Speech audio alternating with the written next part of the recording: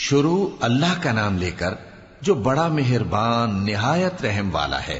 حامیم، یہ کتاب اللہ کی طرف سے نازل ہوئی ہے جو غالب ہے، حکمت والا ہے۔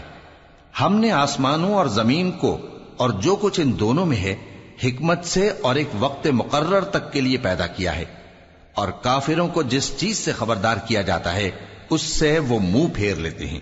کہو کہ بھلا تم نے ان چیزوں کو دیکھا ہے جن کو تم اللہ کے سوا پکارتے ہو؟ ذرا مجھے بھی تو دکھاؤ کہ انہوں نے زمین میں سے کون سی چیز پیدا کی ہے یا آسمانوں میں ان کی کوئی شرکت ہے؟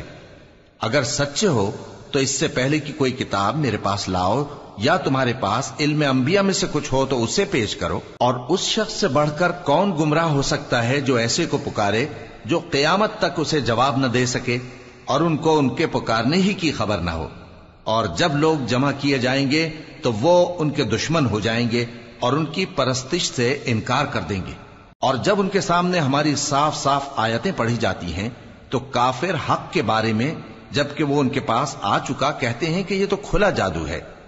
کیا یہ لوگ کہتے ہیں کہ اس پیغمبر نے اس کو از خود گھڑ لیا ہے؟ کہہ دو کہ اگر میں نے اس کو اپنی طرف سے بنایا ہو تو تم اللہ کے سامنے میرے بچاؤ کے لیے کچھ اختیار نہیں رکھتے۔ وہ اس گفتگو کو خوب جانتا ہے جو تم اس کے بارے میں کرتے ہو، وہی میرے اور تمہارے درمیان گواہ کافی ہے، اور وہی تو ہے بڑا بخشنے والا مہربان۔ کہہ دو کہ میں کوئی انوکھا پیغمبر نہیں ہوں اور میں نہیں جانتا کہ میرے ساتھ کیا سلوک کیا جائے گا اور تمہارے ساتھ کیا کیا جائے گا۔ میں تو اسی کی پیروی کرتا ہوں جو مجھ پر وحی آتی ہے، اور میرا کام تو علانیہ خبردار کرنا ہے۔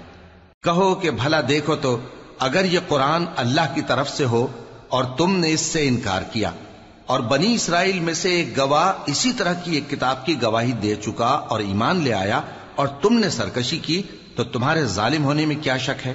بے شک اللہ ظالم لوگوں کو ہدایت نہیں دیتا۔ اور کافر مومنوں کے متعلق کہتے ہیں کہ اگر یہ دین کچھ بہتر ہوتا تو یہ لوگ اس کی طرف ہم سے پہلے نہ دوڑ پڑتے، اور جب وہ اس سے ہدایت یاب نہ ہوئے تو کہیں گے کہ یہ تو پرانا جھوٹ ہے۔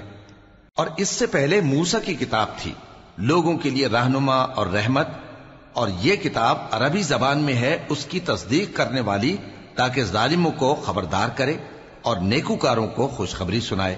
جن لوگوں نے کہا کہ ہمارا پروردگار اللہ ہے، پھر وہ اس پر قائم رہے تو ان کو نہ کچھ خوف ہوگا اور نہ وہ غمناک ہوں گے۔ یہی اہل جنت ہیں کہ ہمیشہ اس میں رہیں گے، یہ اس کا بدلہ ہے جو وہ کیا کرتے تھے۔ اور ہم نے انسان کو اس کے والدین کے ساتھ بھلائی کرنے کا حکم دیا۔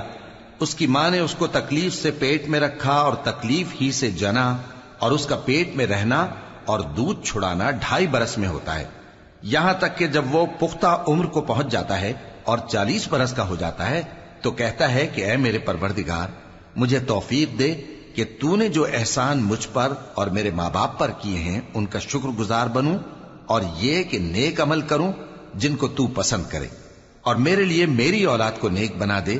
میں تیری طرف رجوع کرتا ہوں اور میں فرما برداروں میں ہوں۔ یہی لوگ ہیں جن کے اعمال نیک ہم قبول کریں گے اور ان کے گناہوں سے درگزر فرمائیں گے، اور یہی اہل جنت میں ہوں گے۔ یہ سچا وعدہ ہے جو ان سے کیا جاتا تھا۔ اور جس شخص نے اپنے ماں باپ سے کہا کہ میں تم سے بیزار ہوں، کیا تم مجھے یہ بتاتے ہو کہ میں زمین سے نکالا جاؤں گا، حالانکہ بہت سی قومیں مجھ سے پہلے گزر چکی ہیں؟ اور وہ دونوں اللہ کی جناب میں فریاد کرتے ہوئے کہتے تھے کہ کمبخت، ایمان لا، اللہ کا وعدہ سچا ہے۔ تو کہنے لگا یہ تو پہلے لوگوں کی کہانیاں ہیں۔ یہی وہ لوگ ہیں جن کے بارے میں جنوں اور انسانوں کی دوسری امتوں میں سے جو ان سے پہلے گزر چکی عذاب کا وعدہ تحقیق ہو گیا۔ بے شک وہ نقصان اٹھانے والے تھے، اور لوگوں نے جیسے کام کیے ہوں گے ان کے مطابق سب کے درجے ہوں گے۔ غرض یہ ہے کہ اللہ ان کو ان کے اعمال کا پورا بدلہ دے اور ان کا نقصان نہ کیا جائے گا۔ اور جس دن کافر دوزخ کے سامنے کیے جائیں گے تو کہا جائے گا کہ تم اپنی دنیا کی زندگی میں لذتیں حاصل کر چکے اور ان سے لطف اندوز ہو چکے، سو آج تم کو ذلت کا عذاب دیا جاتا ہے۔ یہ اس کی سزا ہے کہ تم زمین میں ناحق غرور کیا کرتے تھے، اور اس کی کہ بد کرداری کرتے تھے۔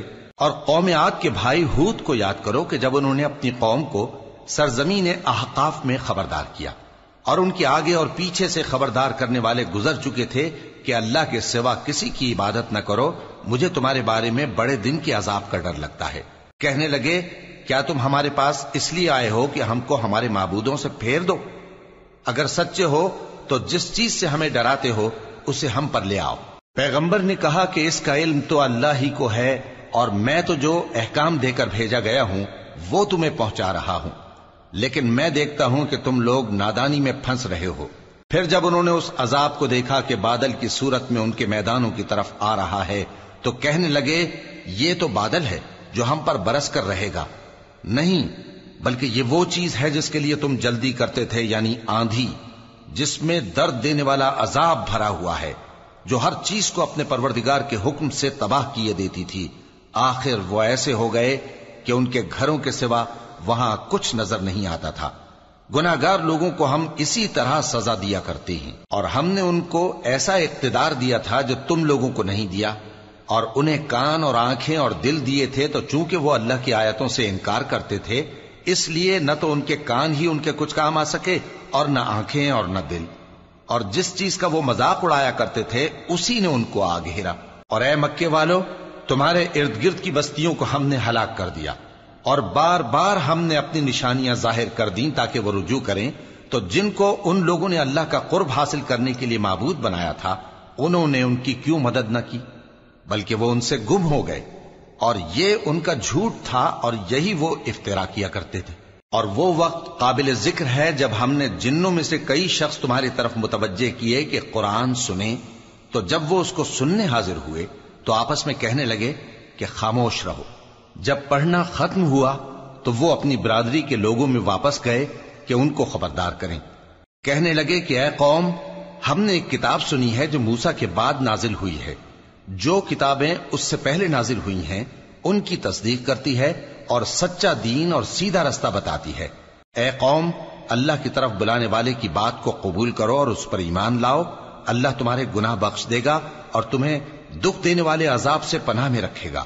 اور جو شخص اللہ کی طرف بلانے والے کی بات قبول نہ کرے گا تو وہ زمین میں اللہ کو عاجز نہیں کر سکے گا، اور نہ اس کے سوا اس کے حمایتی ہوں گے۔ یہ لوگ کھلی گمراہی میں ہیں۔ کیا انہوں نے نہیں سمجھا کہ جس اللہ نے آسمانوں اور زمین کو پیدا کیا اور وہ ان کے پیدا کرنے سے تھکا نہیں، وہ اس بات پر بھی قادر ہے کہ مردوں کو زندہ کر دے؟